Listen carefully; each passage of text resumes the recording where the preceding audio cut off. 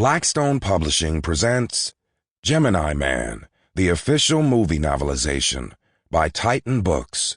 This book is read by J.D. Jackson. Chapter 1.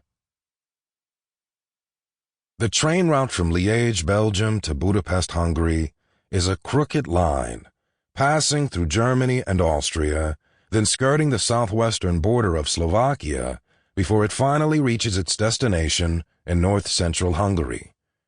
Travel times can be as little as 13 hours or an entire day, depending on how many stops there are and how many times you have to change trains. There is no way to get from Liège to Budapest without changing trains. 4 or 5 transfers are most common, although on some itineraries there are 7 or even 10 changes. All things considered, this made Valety Dormov's itinerary a minor miracle.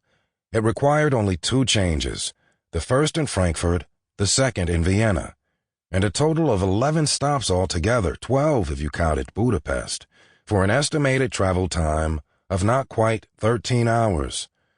This extraordinary bit of scheduling had not been devised by Dormov himself, but by some faceless robotnik with a gift for seeing timetables in 3 dimensions rather than merely columns of numbers that most people would find almost impossible to coordinate.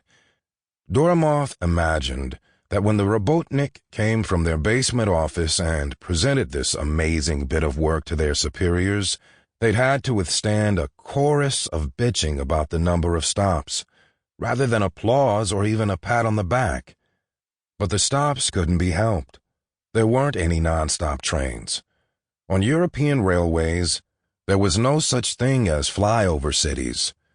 Valety Dormov didn't care about the number of stops, but his bodyguards did.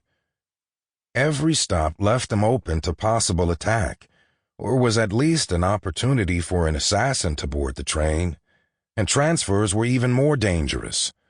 The bodyguards had gone over with him step by step how they were going to keep him alive in the Frankfurt and Vienna stations, emphasizing how important it was that he do exactly as he was told.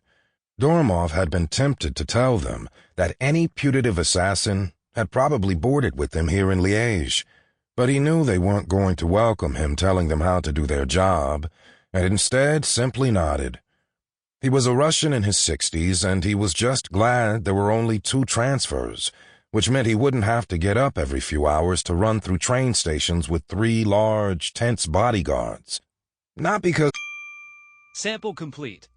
Ready to continue?